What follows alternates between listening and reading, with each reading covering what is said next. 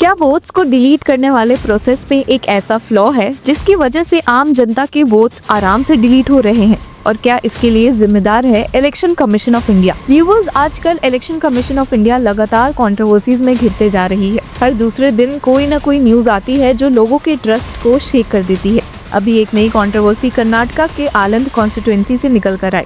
Leader of opposition Rahul Gandhi ने लोकसभा में ये बड़ा एलिगेशन लगाया कि there were attempts to delete the names of 6018 voters from the electoral rolls in Karnataka's Aland constituency in 2023 by filling out deletion forms online on behalf of locals without their knowledge। तो सोचिए, बिना किसी वोटर को बताए उनके नाम क्वाइटली हटा दिए जा रहे थे इलेक्टोरल रोल से, और अगर ये सक्सेसफुल हो जाते तो इलेक्शन के दिन हजारों लोग बूथ पे जाके शॉक हो जाते कि उनका नाम लिस्ट में है ही नहीं। एक दूसरी शॉकिंग बात राहुल गांधी ने ये कही है कि the Karnataka criminal investigation department had written 18 letters to the ECI in as many months seeking the relevant information regarding the matter. However, the ECI has so far not provided relevant information। मतलब CID बार-बार knock कर रही है लेकिन ECI ने अब तक कोई प्रॉपर रिप्लाई नहीं दिया।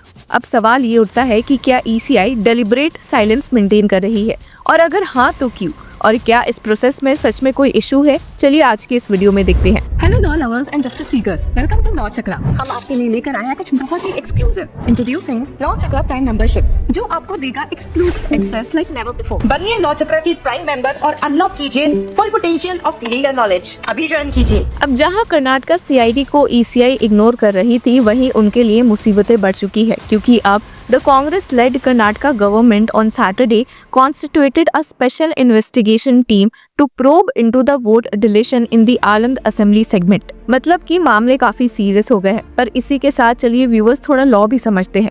अब इलेक्टोरल रोल्स को मेंटेन करने की पावर होती है इलेक्टोरल रजिस्ट्रेशन ऑफिसर्स के पास। ये section 22 of the representation of the people act 1950 में लिखा हुआ है। EROs are empowered to make corrections and deletions to the electoral roll either on their own or acting on applications made to them। They must conduct an inquiry, give the elector concerned time to respond and then pass an order। यानी कि simple words में बिना inquiry और बिना इलेक्टर को सुनने का मौका दिए कोई नाम डिलीट नहीं हो सकता। ERO नाम डिलीट तभी कर सकता है जब पर्सन मर चुका हो, वो अब उस कॉन्स्टिट्यूएंसी में ऑर्डिनरली रेजिडेंट ना हो, वो अंडर एज हो या फिर नॉन सिटीजन निकले। डिलीशन के लिए जो प्रिस्क्राइब्ड फॉर्म है वो है फॉर्म 7। उसका फुल टाइटल है objection for proposed inclusion deletion of name in existing role.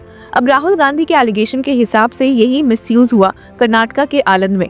Form 7 online भी फाइल होता है, और ऑनलाइन फाइलिंग के लिए सिर्फ एप्लीकेंट का नाम, एपिक नंबर और फोन नंबर चाहिए होता है। उसके बाद जिस वोटर के अगेंस्ट ऑब्जेक्शन है उसका नाम और एड्रेस लिखना होता है। रीजन सेलेक्ट करना पड़ता है, death, under as, permanently shifted, already enrolled या नॉट इंडियन सिटीजन।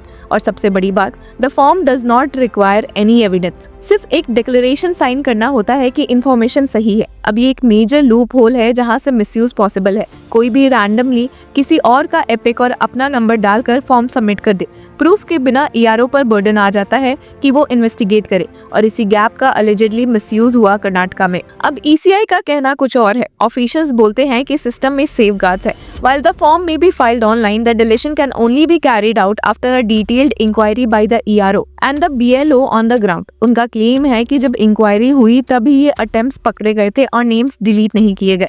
मतलब उनके हिसाब से सिस्टम सेफ है, लेकिन पब्लिक परसेप्शन में सवाल बनता है, अगर सेफगार्ड्स होते हैं तो फिर ये 6018 फेक डिलीशन फॉर्म्स फाइल कैसे हो गए?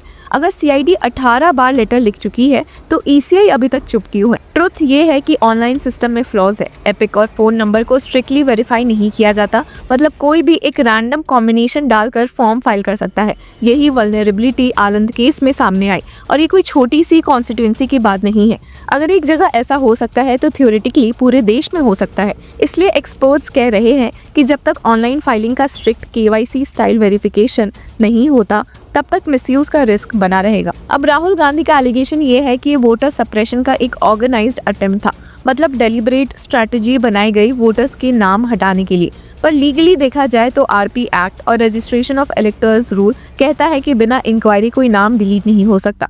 तो अगर इंक्वायरी में सब पकड़ा गया तो टेक्निकली कोई नाम अनफेयरली डिलीट नहीं हुआ। तो फिर क्वेश्चन ये है कि राहुल का एलिगेशन पॉलिटिकली स्ट्रॉन्ग है लेकिन लीगली वीक हो सकता है। क्योंकि प्रूफ के बिना ये सिर्फ एलिगेशन ही रहेगा। लेकिन जो सीआईडी की इन्वेस्टिगेशन चल रही है उसको ईसीआई का कोऑपरेशन ना मिलना एक अलग ही कंट्रोवर्सी क्रिएट करता है। अब सीआईडी ने बोला है कि we have written 18 letters in 18 months but we are yet to receive the relevant information. अगर ये सच है तो फिर ट्रांसपेरेंसी पर बड़ा सवाल उठता है। और अब सबसे बड़ा सवाल, ईसीआई इस कंट्रोवर्सी के बाद क्या करने वाली है। सोर्सेस कहते हैं कि कमिशन अब पोर्टल के सेफगार्ड्स को स्ट्रॉन्ग बनाने पर काम कर रही है, मतलब स्ट्रिक्टर वेरिफिकेशन, शायद आधार लिंकिंग को मैंडेटरी करना या ओटीपी सिस्टम को टफ बनाना। लेकिन अपोजिशन पार्टीज कहता है कि सिर्फ टेक्निकल फिक्स से काम नहीं चलेगा, ट्रांसपेरेंसी और अकाउंटेबिलिटी इक्वली इंपॉर्टेंट है।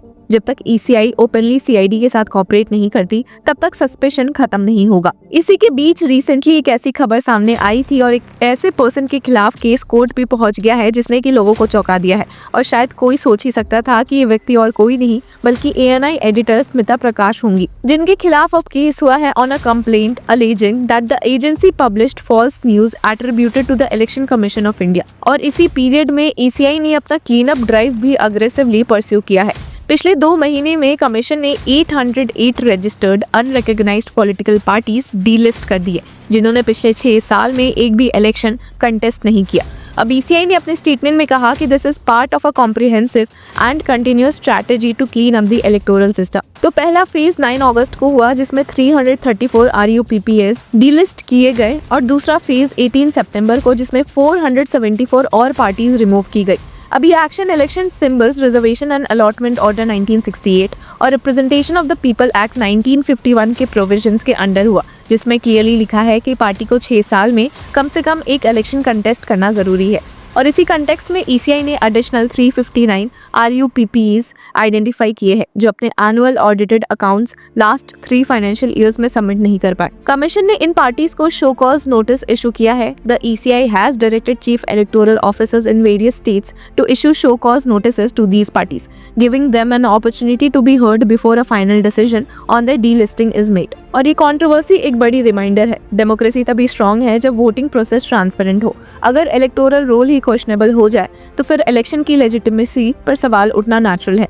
तो आप बताइए, आपको क्या लगता है? क्या राहुल गांधी के एलिगेशन सिर्फ पॉलिटिकल ड्रामा है या फिर जेन्युइनली एक सिस्टमिक इशू हाईलाइट करते हैं? और क्या ईसीआई अपना ट्रस्ट रिस्टोर कर पाएगी? और इन्हीं सब के बीच में हमें और कौन सी latest update election commission of India और वोट चोरी से सुनने को मिल सकती है? तो व्यूअर्स, आपकी जो भी राय है हमें कमेंट सेक्शन में जरूर बताएं और तब तक के लिए keep following and supporting law chakra.